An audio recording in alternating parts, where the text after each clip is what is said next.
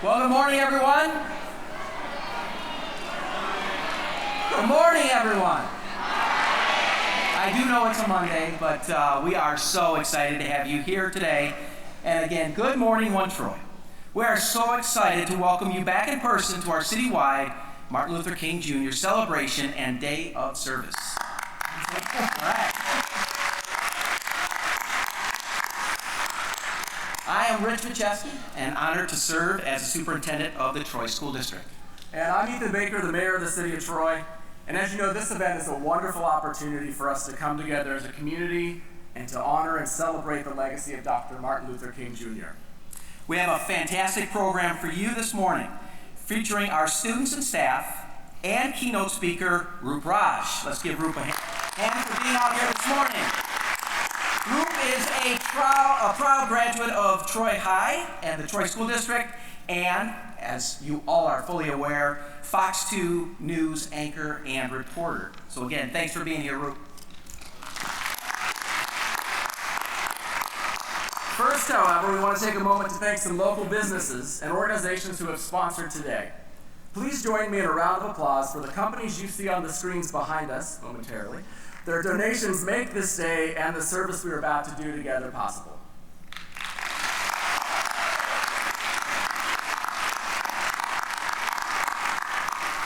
I also want to acknowledge some of our Troy City Council members who are here with us this morning. We've got Mayor Pro Tem Rebecca Chamberlain-Krianga,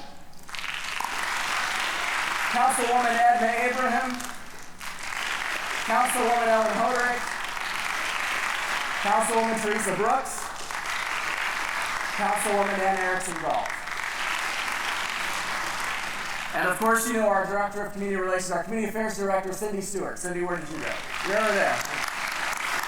And of course, Cindy's a big part of helping to organize today on behalf of the city. We also have several trustees of our Board of Education in attendance here, as well as state representatives, Sharon McDonald,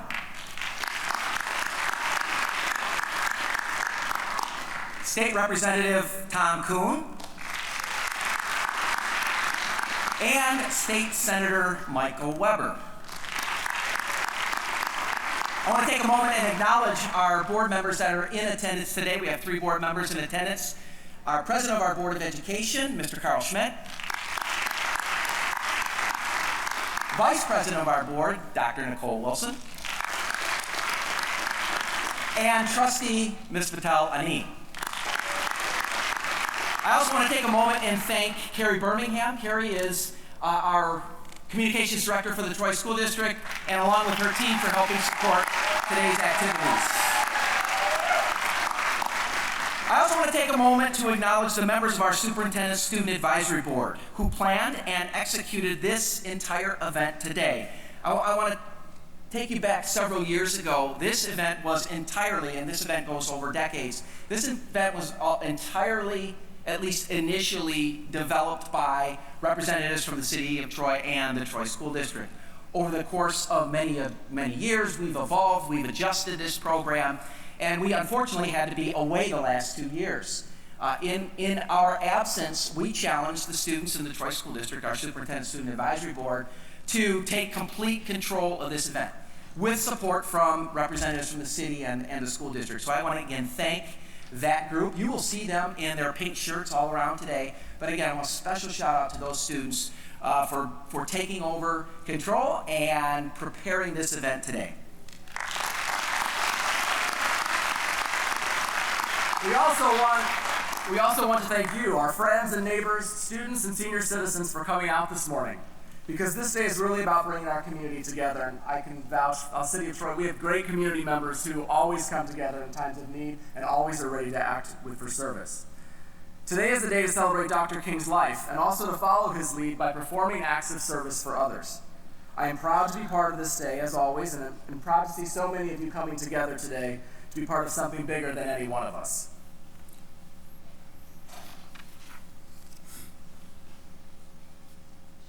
If you want to be important, wonderful. If you want to be recognized, wonderful. If you want to be great, wonderful. But recognize that he who is greatest among you shall be your servant. That's a new definition of greatness. By giving that definition of greatness, it means that everybody can be great. Because everybody can serve. Our country, this wonderful place, this little piece of real estate that we call America, was built, founded on service. We didn't necessarily wait for local, state, or the national government. We came together as a people, and we just did it. I was one of 4 6-year-old children, girls, to integrate the public school system here in New Orleans in 1960. When I look at the Norman Rockwell painting and I see myself, I always say that the lesson I took away was a lesson that Dr. King tried to teach all of us, and that was that we should never look at a person and judge them by the color of their skin. I crossed a picket line, a mob every day for a whole year. There was a woman there to greet me. She did everything she could to make my day fun. She not only taught me, but she read stories to me. We played games. I knew that if I got past the mob and inside of the building, I was going to have a great day. And it was because of her. So she showed me her heart. And I began to realize that there was no way she was like the people outside. I couldn't judge her the same way. And so I believe at that moment, I learned the lesson that Dr. King died trying to teach us. Martin Luther King Jr. was a man of service, and his day, that federal holiday, should be a day of service. My father said an individual has not started to live until he or she can rise above the narrow confines of his or her individualistic concerns to the broader concerns of humanity. He would certainly applaud the fact that our nation has set aside a day where we can become more other-centered rather than self-centered and really focus on the broader concerns of humanity, because that's really the person that he was and the way that he lived. Nothing's insignificant. As you're celebrating the King Day, remember you are important, you're significant, and you have something that you can offer to make humanity a better place.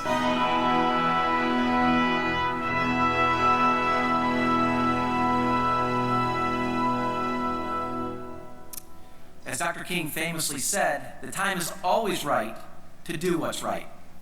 It's a message that resonates with us as we gather here, and it's a message that many of our students took the time to reflect on in their artwork, photography, essays, poetry, and videos. Today, we want to acknowledge the winners of our student contests who took that quote and used it to inspire them to do what's right about an issue they feel is important in the world around them. Students, if you're here, you're welcome to come to the stage when we call your name to receive your prize. In the category of artwork and photography, our winners are Yashvi Kadala from Ross Elementary School, K.D. Spada from Baker Middle School, and Amolika Srivastava from Troy High School.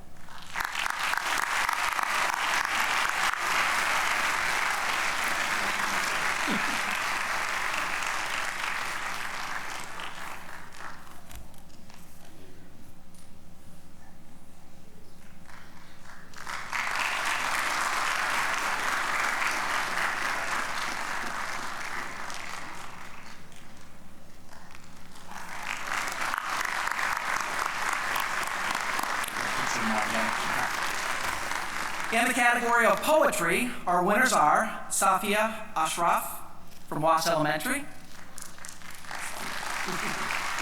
Kang Lee from Larson Middle School, and Shirag Bhatt from Athens High School. If you're in the audience, please come forward.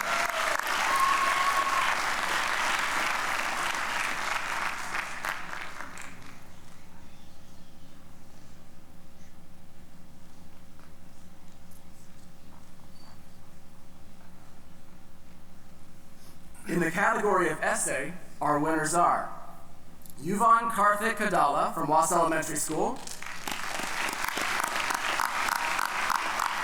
Sophia Mistretta from Larson Middle School, and Claire Tongtenko from Athens High School.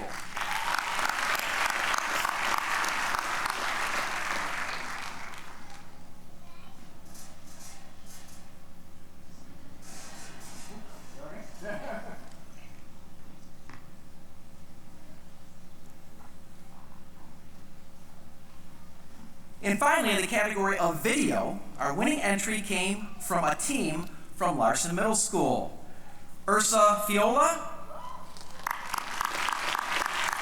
Kiana Thomas, and Kate McFarland.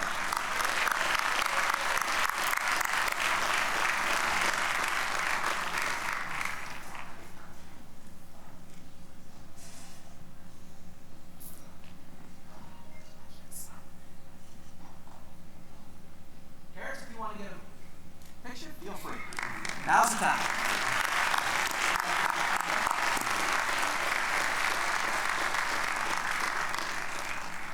Congratulations to all our winners and their families. You can see all the winning artwork, video, and read the winning entries on the Troy School District website.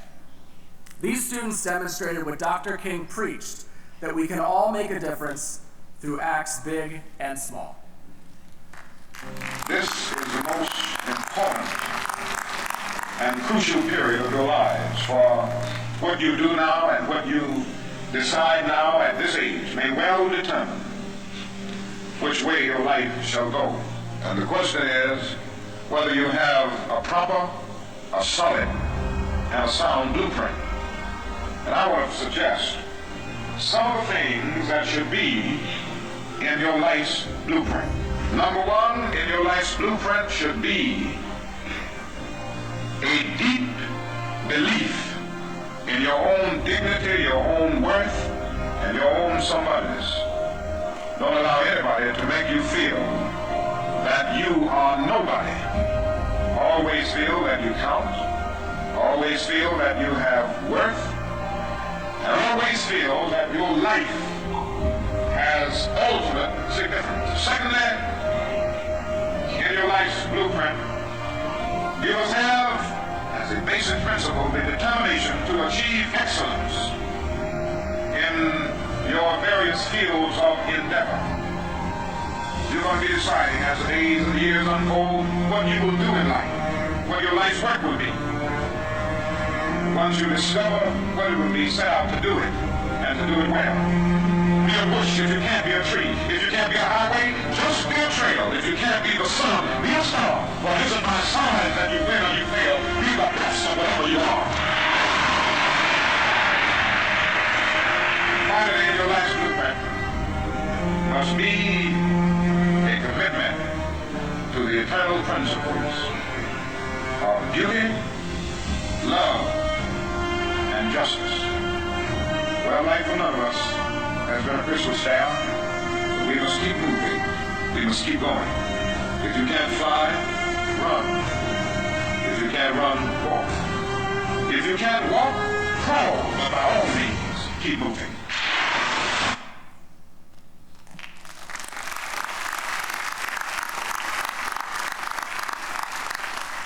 At this time, I'd like you to join us in welcoming to the stage our Supervisor for Educational Equity, Inclusion, and Community Relations, Ms. Chantel Yancey.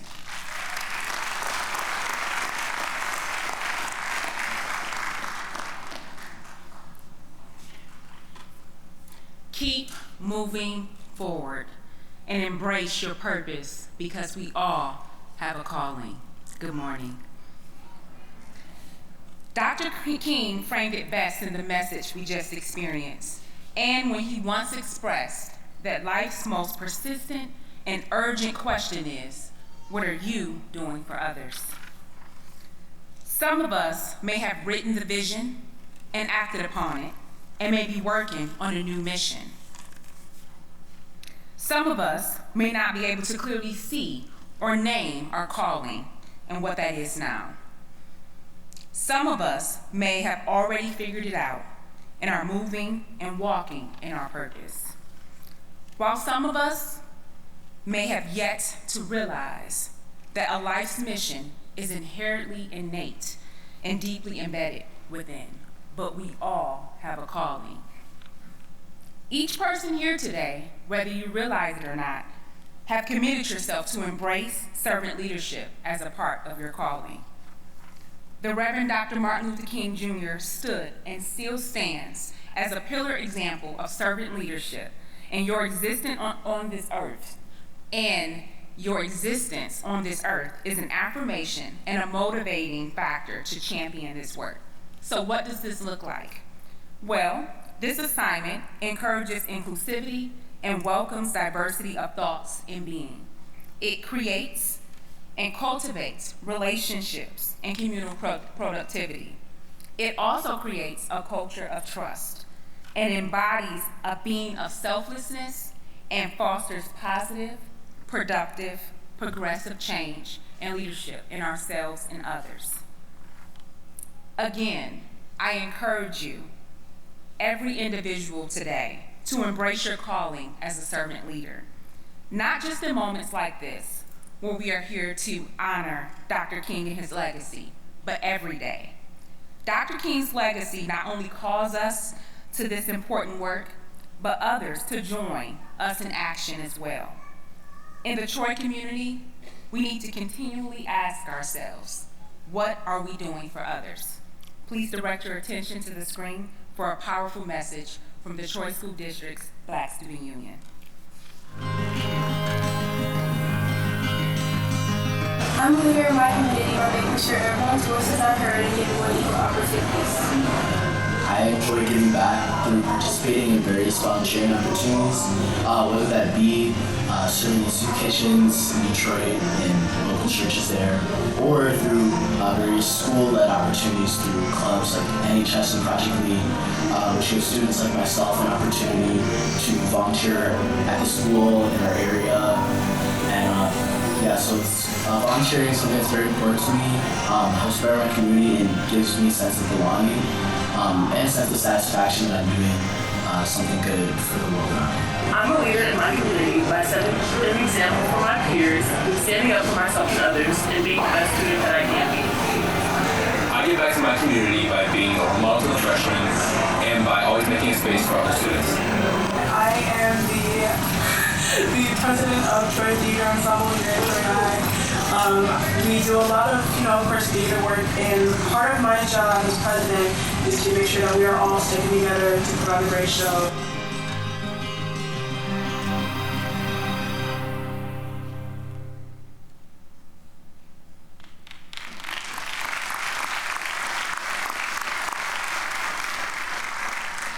I have no doubt that together our voices can make a difference and that we can make this world an even better place for all of us. Our students will lead the way. We are very pleased to be joined now by a former student, a Troy High grad, who has used his platform to bring people together to share stories of hope and community and change. Please join us in a warm One Troy welcome for Fox 2's news anchor and reporter, Roop Raj.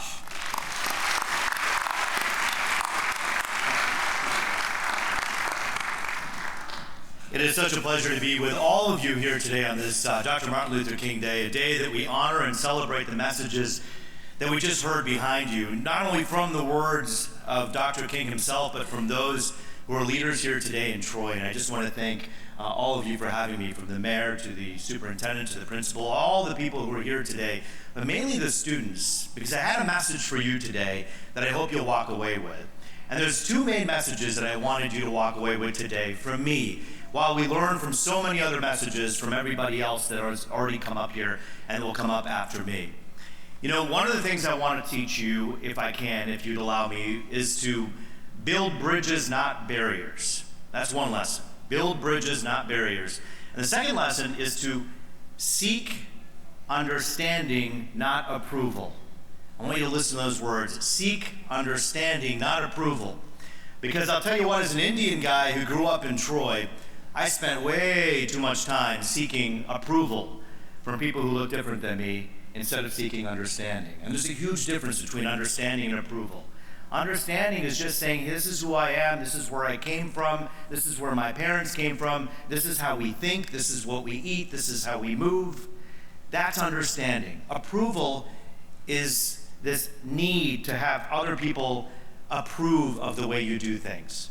And if we kind of focus our energy away from that approval and focus it instead on understanding, perhaps we could build those bridges and not those barriers. And I think that's really what my message is going to be about today. But I'll take you back to a really, really dark time for me and for the whole country. It was 6 months after 9/11. I was 24 years old. I was a news anchor in Flint, Michigan. And as I was leaving Flint, I had a choice to go to New Orleans or Milwaukee to go do the news, to be a newscaster. And I have a television agent who says, look, you can either go to where they make the beer or where they sell the beer. And I chose New Orleans because to me it was a very interesting place. Having grown up in Troy, I thought, well, Milwaukee's culture may be very similar to a Michigan culture. New Orleans culture in Louisiana will be so different. And as a young 25-year-old, my father told me, we moved 10,000 miles away from India to a new land. You can move 1,000 miles. And so I did. And as I moved to New Orleans, the people were as warm as the weather, and boy, is it hot down there. The attitudes as spicy as the food. And yes, it is such an interesting place. But in the underbelly of Louisiana lies a truth that a lot of people don't want to talk about, that perhaps we have pieces of here in Michigan as well, and across this country. Because democracy is messy.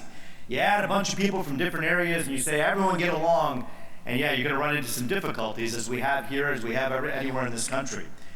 But in Louisiana, within the first 4 months of me being a television morning anchor, a kid from Troy, Michigan, advertisers, a couple of them, started pulling their advertising and threatening to pull advertising, say, we're not going to advertise with a guy 6 months after 9/11 with black hair and brown skin. Where the hell did this guy come from? Is he from the axis of evil?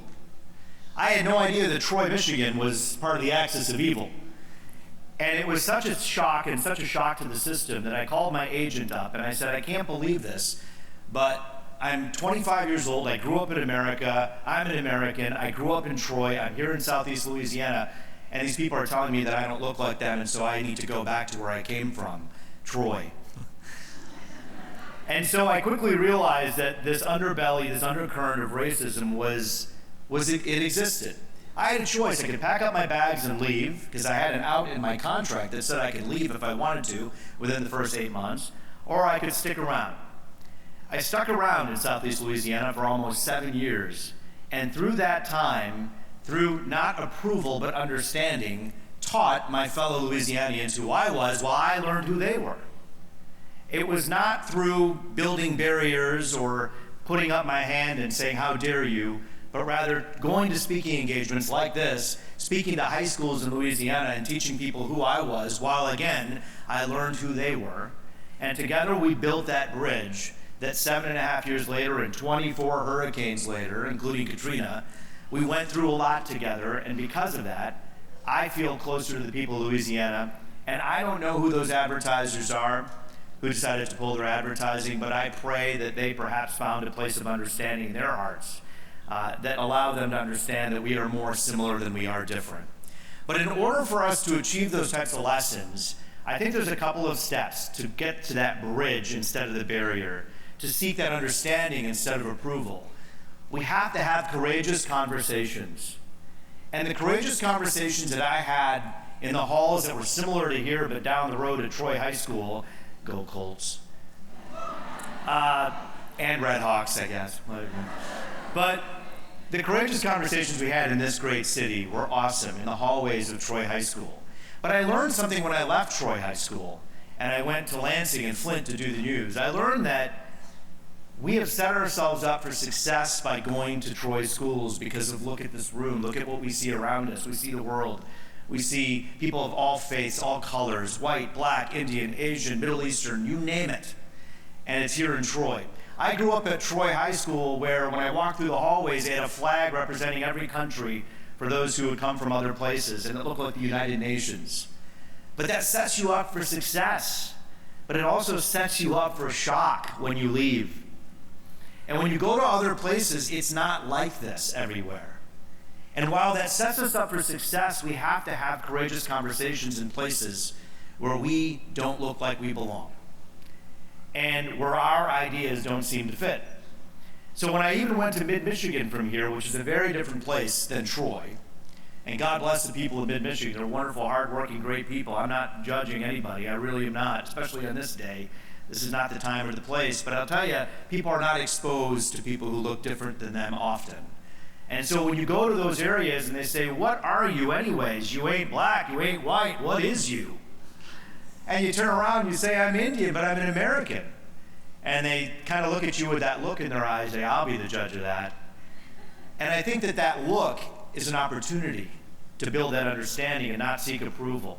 To not go out of my way to prove to someone that I'm as American as they are. My parents came here with nothing in their pocket and built here in the city of Troy from an apartment to from a hotel to a apartment to a townhouse to a house. And I saw them build their wealth and build their rise here in America. And I'm so proud of that story that I don't seek anyone's approval as to whether or not I'm more or less American than anybody in this room or anywhere else in this country. I'm confident in that. I know that because my parents have proven that they've achieved the American dream. They came here with nothing. My mom still stands during the national anthem at home when it comes on the television. And my American friends who grew up in this country would make fun of her for doing that. That's how American she is. She didn't care. She still loves this country. The American flag doesn't belong to a political party. It doesn't belong in the back of a truck or a car to tell someone they're more American than you. It's a point of pride for all of us. Those colors belong to each and every one of us, not to one group. And so having a courageous conversation means actually building that bridge. And I gotta tell you, sometimes when we get to a point of political correctness where we're afraid to ask questions, we're not building bridges anymore, we're building barriers. I had actually someone come up to me, no joke, just about a week ago, and said, hey, I don't want to insult you, I hope it's okay if I ask, I just wanted to know, is it okay, I'm so sorry. And they looked around and they whispered, are you Indian? And I thought to myself, what a shame that we are so afraid in this country, in this great country, to ask the question, what are you? And to say it with respect. This person had a lot of love and respect in their heart. People know when you come to them with good intentions. And I looked at him and I said, yes, I'm Indian American. And what about you? And he explained that his great-grandfather came from Serbia and his mother's side was from Italy. And so I asked the same question back to him that he asked of me. So that's about seeking not approval but understanding. It's about building the bridge, not a barrier. But if we're afraid to ask the question about what kind of foods, what kind of culture, what kind of religion, what kind of beliefs we have, if we're afraid to have those courageous conversations because we built a wall and a barrier of political correctness, then we have completely shattered a part of Dr. Martin Luther King's dream. We can't understand each other if we don't know each other. To sit next to each other in an auditorium is not enough alone. To have courageous conversations at work and in school that ask the courageous question about something that you wonder about, that is true understanding. That is a true bridge. And that, my friends, is how I've lived my life. And I continue to do so. My wife is from Southeast Louisiana. She didn't meet and know a lot of Indians growing up, but she was part of a group in New Orleans called Eracism. And they would meet every Wednesday when I met her, and they would seek understanding to figure out what part of them could still be perhaps somewhat racist.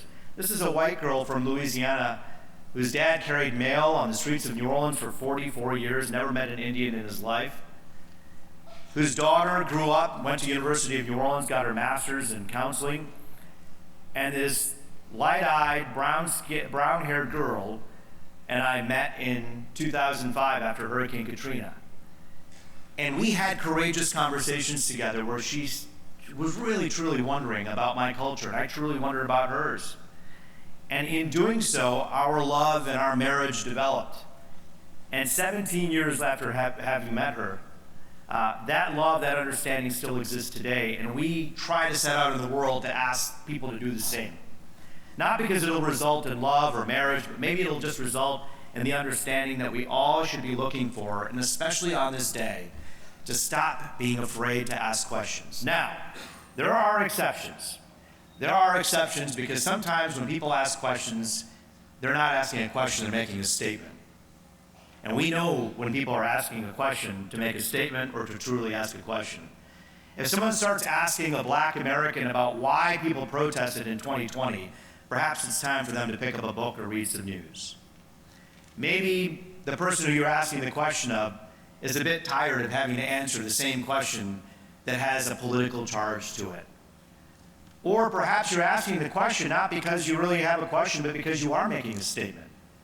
Ask yourself the question, am I asking because I truly want the answer, or am I asking because I'm trying to stick it to them?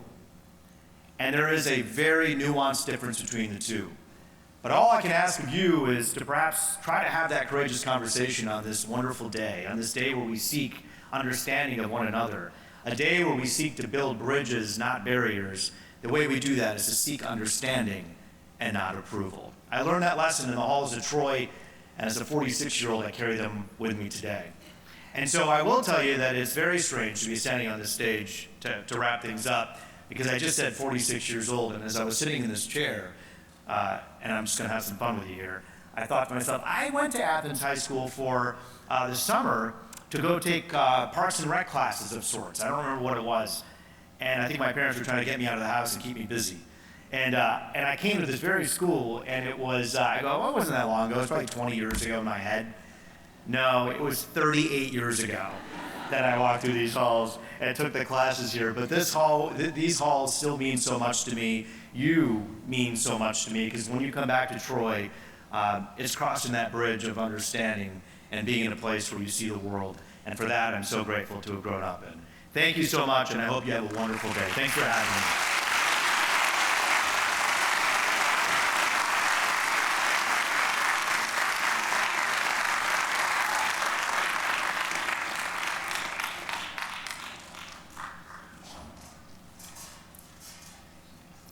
We ask that you let the words of Dr. King resonate and uphold his legacy through this call and response. Darkness cannot drive out darkness. Only light can do that. Hate cannot drive out hate. Only love can do that. Please repeat after me. Move in love and not hate.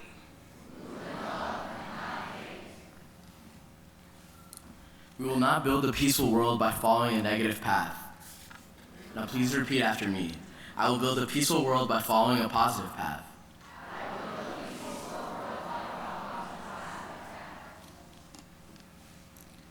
Forgiveness is not an occasional act, it is a permanent attitude.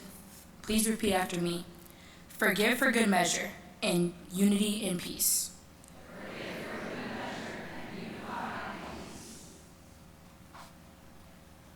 Our lives begin to end the day we become silent about things that matter.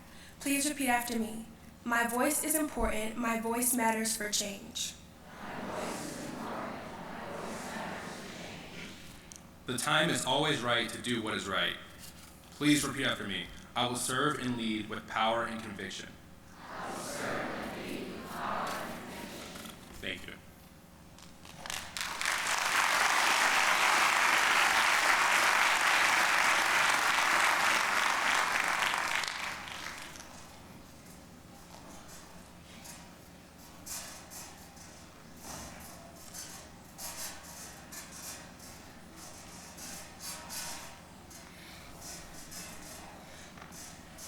Thank you so much for that inspiring message.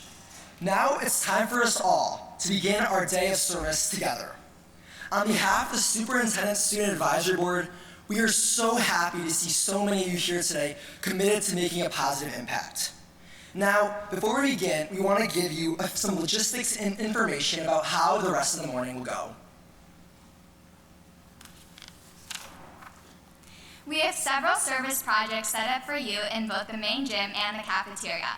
There are maps set up on posters when you leave the auditorium, and you can also follow us, those in the bright pink shirts. We are here to help. You can do the service projects in any order you want. If one service project is too crowded, be sure to move on to the next one and come back to the crowded one later. In the cafeteria, we will be having a Seedlings for Hope project that you can take home with you to enjoy. This project promotes sustainability and is good for our environment. Please do not take this project out of the cafeteria because we want to keep the dirt in the cafeteria and not associate with everything else. When you finish your project, and our SSAB leaders wearing the pink shirts and our NHS members and volunteers will be there to help you and show you where to leave it in the cafeteria. You can write your name on it and pick it up when you're on your way out of the event. We want to make sure that there's no dirt there, but thank you. In the gym, we will be tying fleece blankets for hospital patients and veterans, assembling craft kits for people in assisted living, writing letters of thanks to our troops and healthcare workers, and painting kindness rocks to spread joy throughout our community. While walking in, you might have noticed us passing out these blue unity ribbons, and those ribbons are meant to be a symbol of the way that we have strength in numbers as we continue on Martin Luther King's legacy, and we stand together in support of our community. When you finish painting a rock, SSAB leaders will show you where to set it to dry. They dry very quickly and you can pick it up right before you leave. The point is to give it to someone who could use a kind word or leave it for someone to find in the community. Please make sure you never leave a rock on the grass where a lawnmower could get stuck. We suggest leaving them in flower beds or a common space where they will easily be found. We also have 2 very important banners located on the wall to the right in the gym.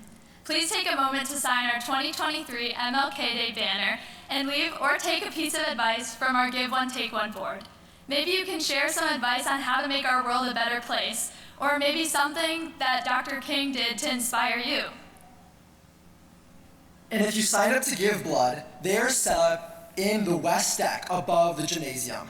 There are signs showing the way, or you can ask anyone here in a pink shirt. Now we are so excited to share this day of service together.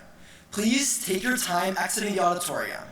Now let's get to work together to spread Dr. King's legacy of making a positive impact.